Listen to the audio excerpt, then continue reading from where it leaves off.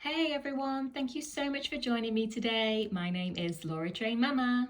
Today we are reading this story. It's called Hamilton's Hats.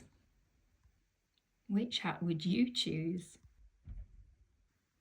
Hamilton the pig was very fond of hats. He had big hats, small hats, tall hats, floppy hats, stripy hats, feathery hats, and suitable for every and any occasion sort of hats. In fact, he had so many hats that you would need more than all your fingers and toes to count them.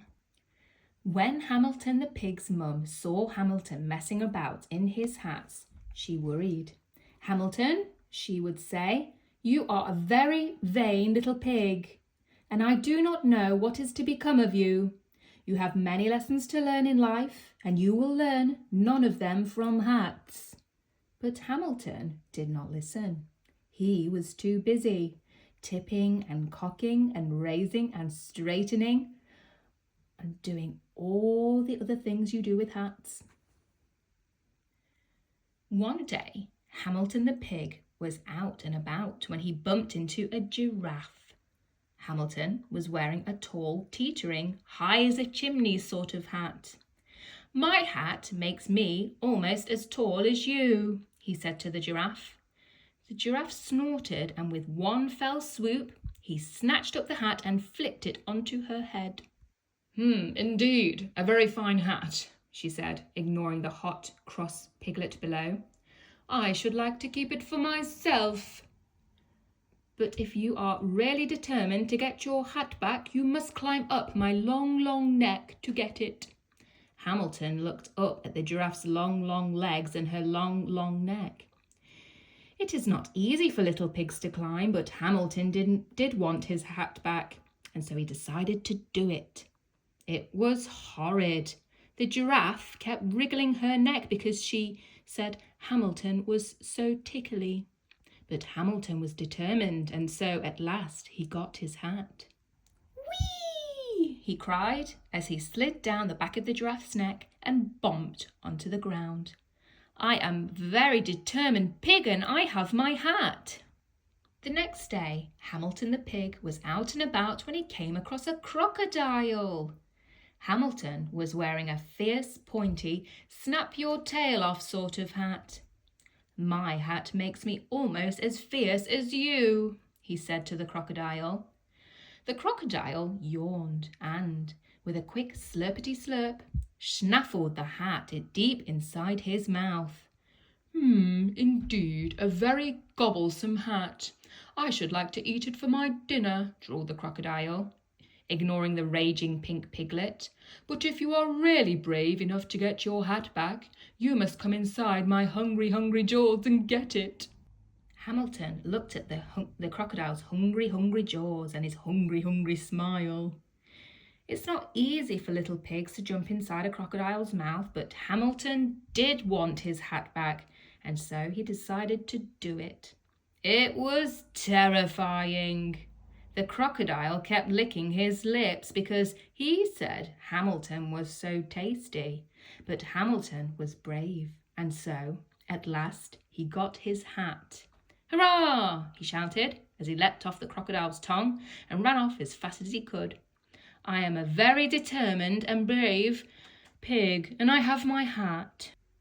The next day, Hamilton the pig was out and about when he met a band of monkeys.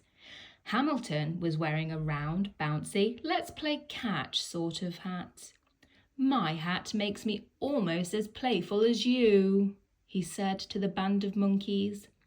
The monkeys laughed and, with a quick flick of the tail, one monkey swiped the hat and threw it to his friend. Indeed, a very fun hat.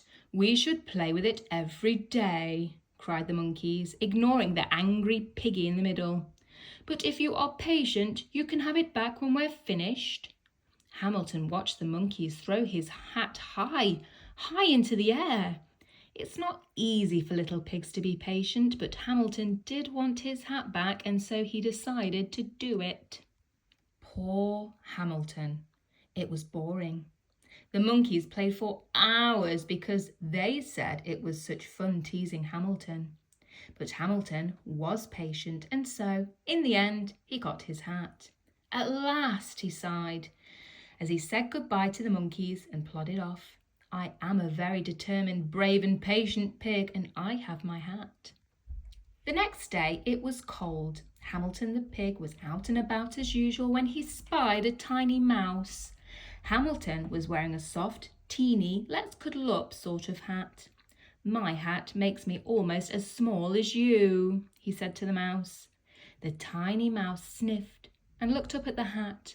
A slow, miserable tear rolled down her cheek.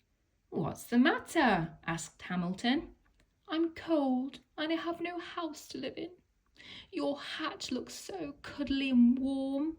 It would be just the thing to curl up inside on a winter's night. You want to sleep in my hat? Squealed Hamilton, horrified. Oh no, said the tiny mouse. I could not possibly ask you to be so kind as to give me your hat. Hamilton looked at the mouse as she limped unhappily away. It is not easy for little pigs to be generous, and Hamilton did not want to give his hat away, but he decided to do it. It was nice. The mouse kept shaking his hand and saying thank you because she said Hamilton was so kind. Ah, said Hamilton, I am a very determined, brave, patient and kind pig, but I have no hat. So, happy, hungry and hatless, Hamilton the pig arrived home and set to work on a new, very special hat. That brings us to the end of that fun story about Hamilton's hats.